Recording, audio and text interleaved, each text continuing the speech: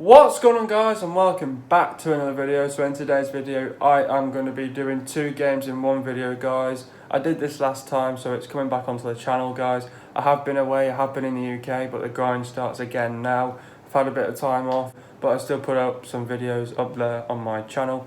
But without further ado, let's just get straight into it, guys. So the first game I'm going to be talking about is Norwich versus Manchester United when we went to Carrow Road. We made one change from the last game against Liverpool, talk about the starting 11. So we started with De Gea, Wan-Bissaka, Lindelof, Maguire, Young, McTominay, Fred, James, Pereira, Rashford, Martial. Very good lineup.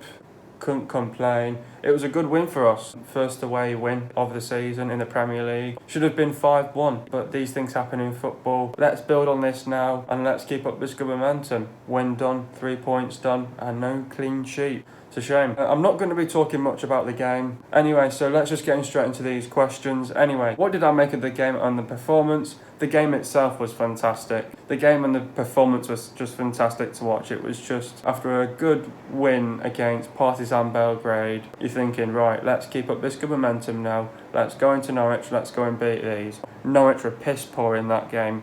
We were brilliant on the day. Norwich were just not good enough. I thought they would give us a good fight.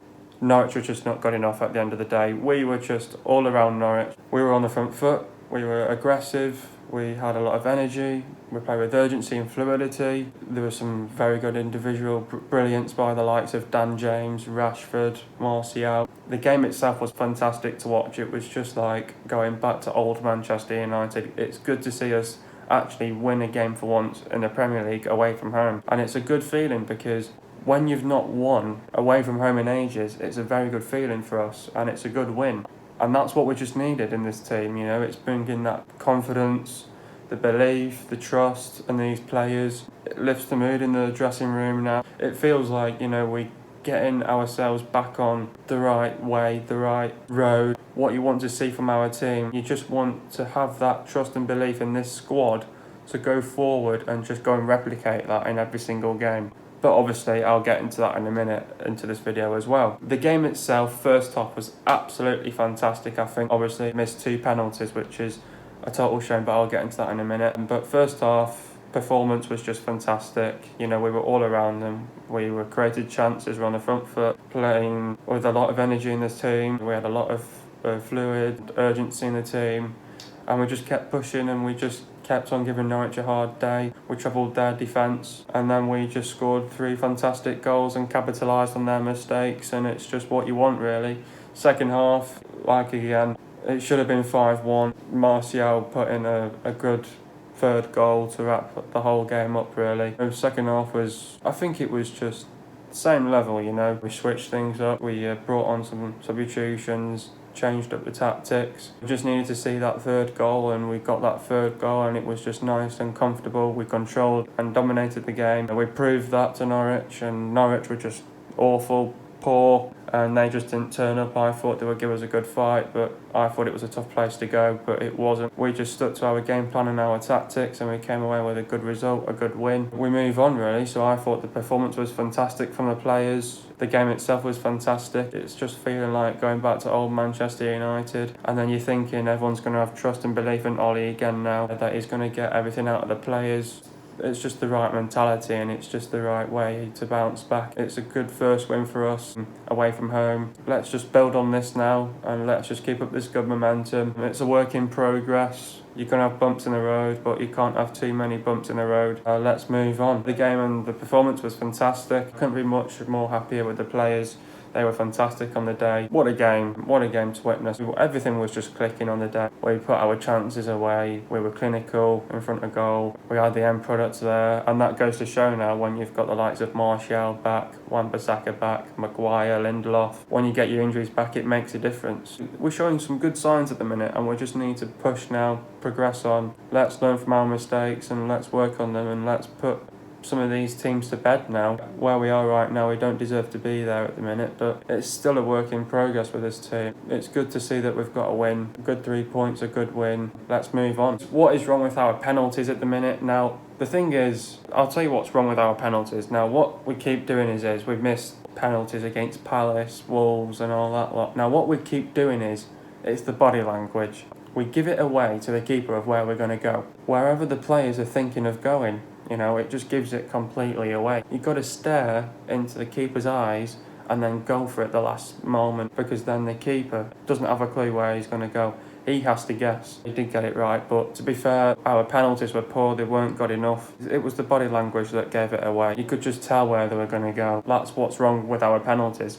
But also, the penalties should have been retaken in the first place because the keeper was off his line. It's annoying, frustrating. The keeper was off his line 3-4 yards. The linesman told him to stay on his line on the second penalty, but he still didn't stand on the line. Message to the FA, look into it, because that's not good enough. That's what's wrong with our penalties at the minute. It's just the body language, and you can just tell where they're going to go. But the keeper was off his line, was not good enough. That would have been clear on VAR. If he would have gone to his VAR would have picked up on that, and they would have been retaken. You've got to question VAR again, You've got VAR there for a reason, for potential penalties and handballs and stuff like that. VAR is the one that's picking up these minor errors, minor mistakes, and that's what it's there for. So you've got to be using your VAR. If you don't use it, then what's the point of using it? You've got to use it. If it's in play, you've got to use it. It's annoying, frustrating, but those penalties were just not good enough. But the keeper was off his line anyway. They should have been retaken, like Ollie said, really.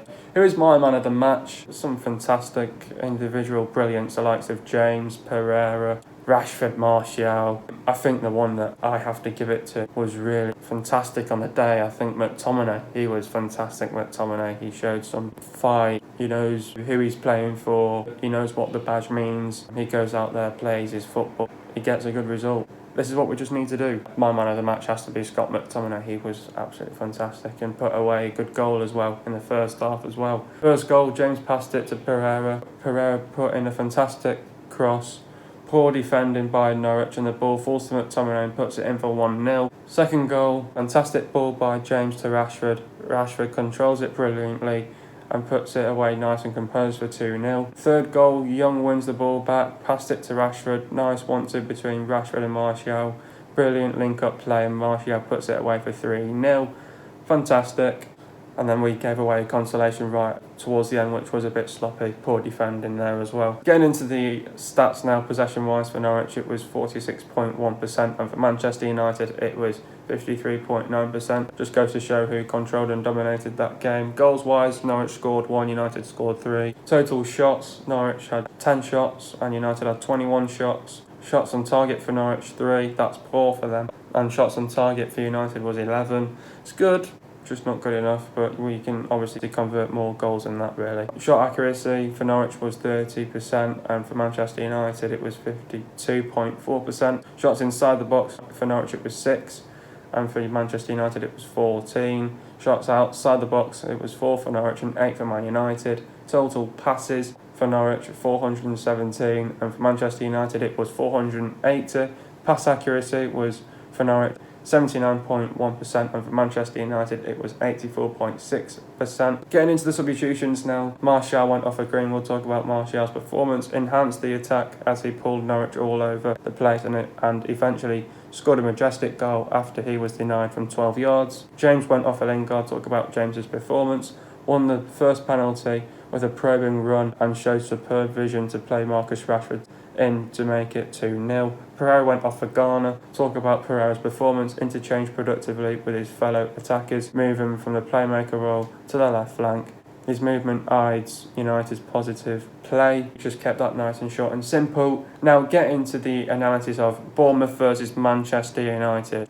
Unchanged team from the last game against Norwich. Talk about the starting 11. So we started with De Gea, Wan-Bissaka, Lindelof, Maguire, Young, McTominay, Fred, James, Pereira, Rashford and Martial once again. So like I said, it was an unchanged team. Overall reaction, where was plan B? Not good enough. We should not be getting beat by Bournemouth. More points dropped. It's a loss. Dropped 3 points. It's another missed opportunity to take the 3 points, and we just clearly weren't not good enough. What did I make of the game and the performance? I mainly missed this game because I was travelling back here, so I can't really comment much on this game, but I watched the highlights. I can only judge this game on the highlights. I think really we weren't good enough. I knew that we were showing some great, fantastic, brilliant play in the first 15-20 minutes, but then we just seemed to drop off. Bournemouth have got some fantastic players. They've got the likes of Harry Wilson, Callum Wilson, Josh King, Fraser or whatever he's called. So, you know, they've got a lot of quality there in the team. I think the game itself, it was good, but just not good enough. I think, like I said, first 15-20 minutes we were showing some good signs, then we just dropped off really. We're just not good enough, and the performance wasn't good enough. We shouldn't be getting beat by Bournemouth. We've always had a good battle with Bournemouth over the years. Yes, I have to take my hat off.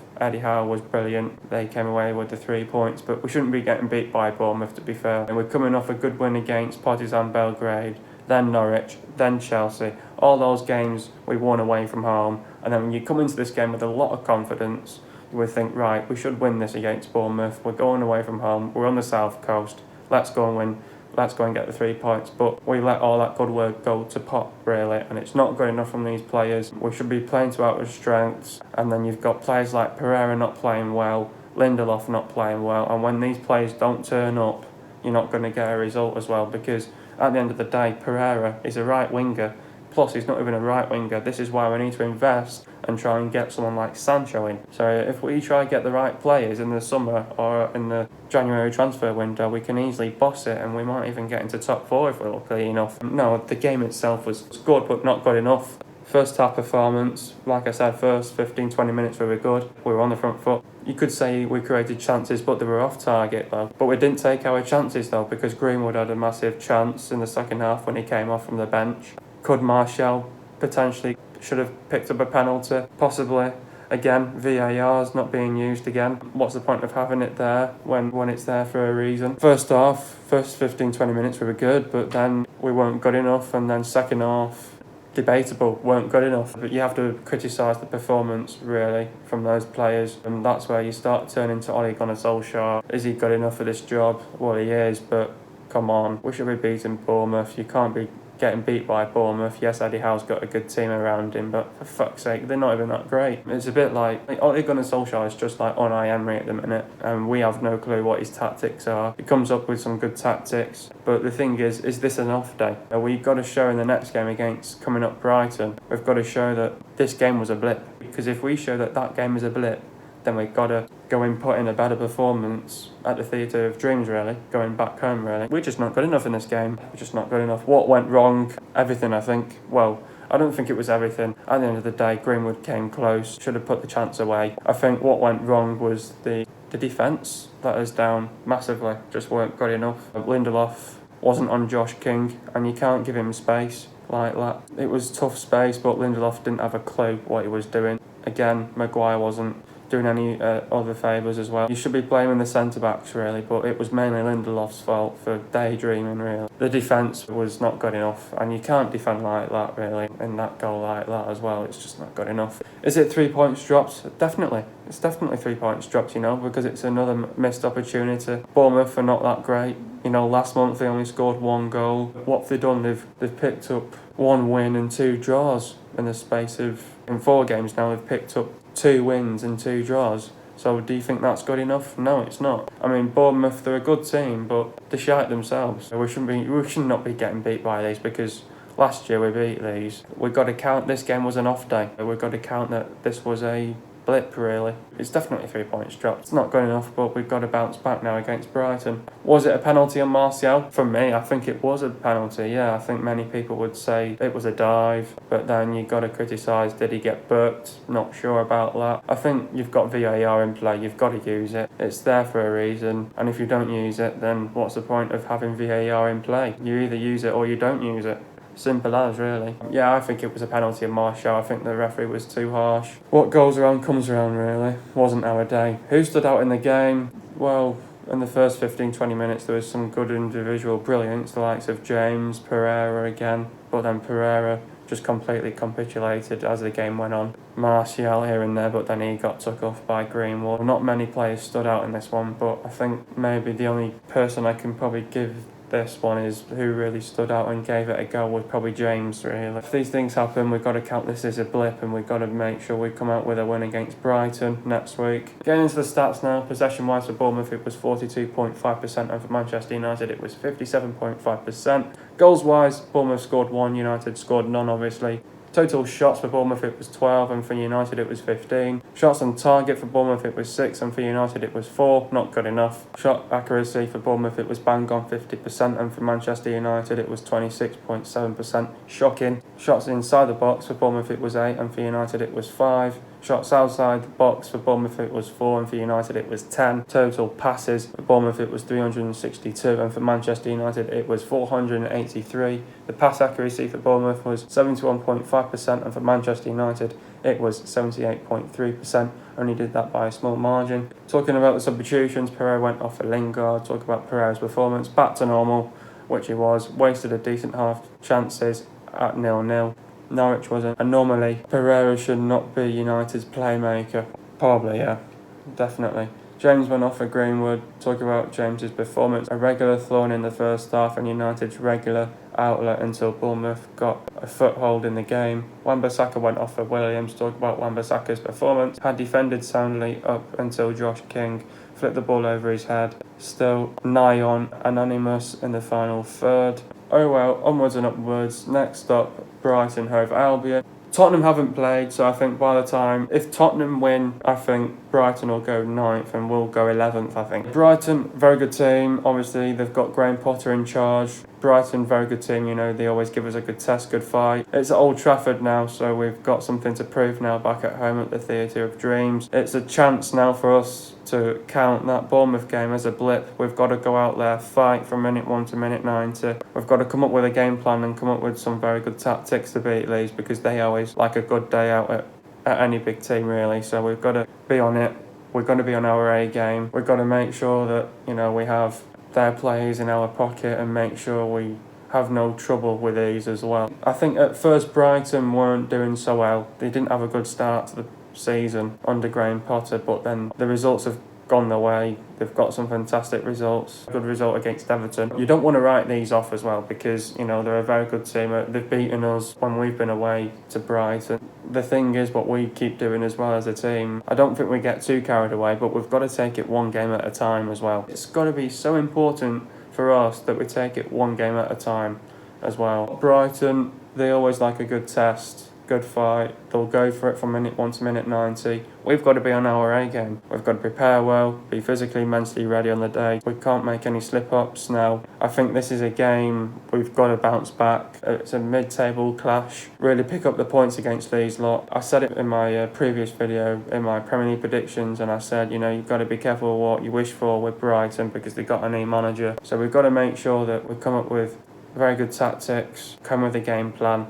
And if the game plan doesn't work, then you've got to go to plan B, really. They will give us a good test, good fight. You've got a new manager, so it'll be different tactics for them now. They're playing at their potential and they're showing that real intent, and we've got to show that intent as well. We've just got to show that if we're up for this, go and beat them, really. We know that we're better than Brighton, you know. Brighton are just a team that think they're good enough, but when they come up against these big teams, they struggle. We've got to make sure that we give them a hard day at the office. Their defence isn't great, you know. They can cause an upset. We've got to make sure that we stay concentrated and focused on this one when it comes up. It's important for us that we take it game by game and one game at a time, but I think we've got to be physically, mentally ready, be on our A game, come with some very good tactics and come with the game plan. We've just got to fight from minute 1 to minute 90, start quick, get on the front foot, create chances, take your chances, score on them, and then hopefully we can try and get everything out of the end product, and hopefully we can try and put Brighton away.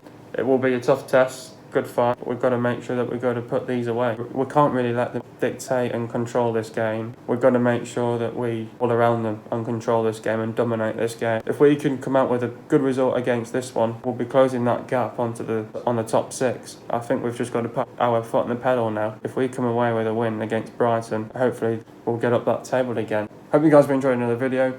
Be sure to leave a like, subscribe to my channel if you are new. See you guys in the video in the next couple of days, and peace.